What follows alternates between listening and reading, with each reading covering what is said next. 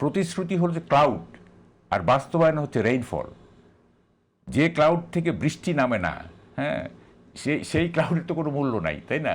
তো ফলে ক্লাউড জমতেছে, প্রতিশ্রুতির মানে একেবারে পুঞ্জ পুঞ্জ মেঘ, হ্যাঁ, কিন্তু বৃষ্টি হবে না, মানে এটার বাস্তবায়ন হবে না। নির্বাচন নিয়ে কথাটা শেষ করতে চাই যে নির্বাচনে এই যে ইলেকশন ইঞ্জিনিয়ারিংয়ের যে অভিযোগ আমরা দেখলাম যে বিএনপির দিক থেকে অভিযোগটা আসছে বারবার বলা হচ্ছে, এর আগে আমরা শুনেছি এনআইডি বিকাশ নাম্বার কালেক্ট করার কথা এবং বিকাশে টাকা দেওয়ার কথা, এগুলো আমরা দেখেছি অনলাইনেও কিছু তথ্য কিছু ভিডিও ছড়িয়ে গেছে।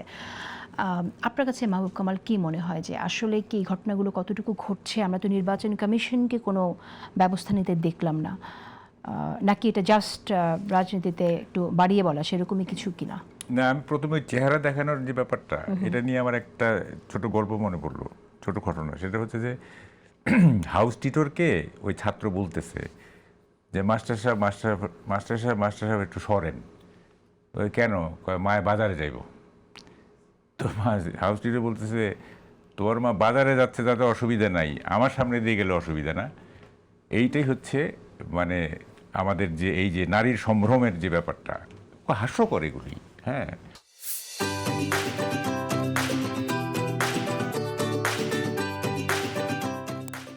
যাই হোক, দেখেন কত রকমের যে ডিজাইন হচ্ছে।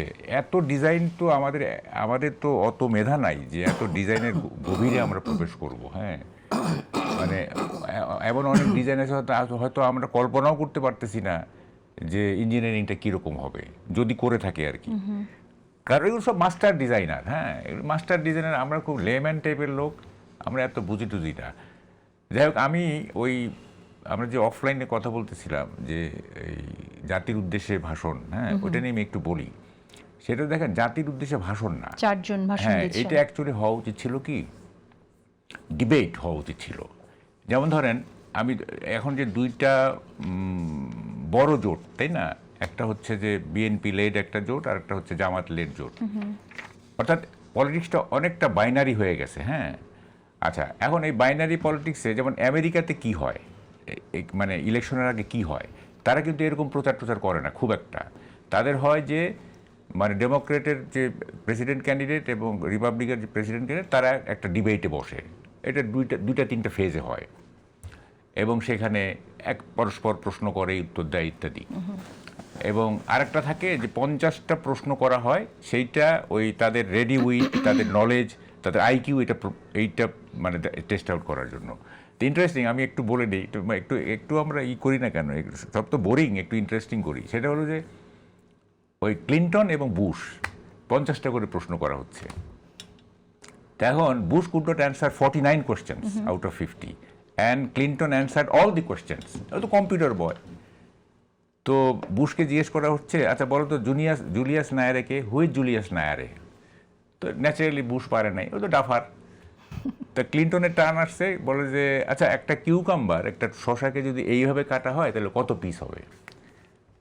তো ক্লিন্টন তো কম্পিউটার বয়, সাথে সাথে বলে দিছে।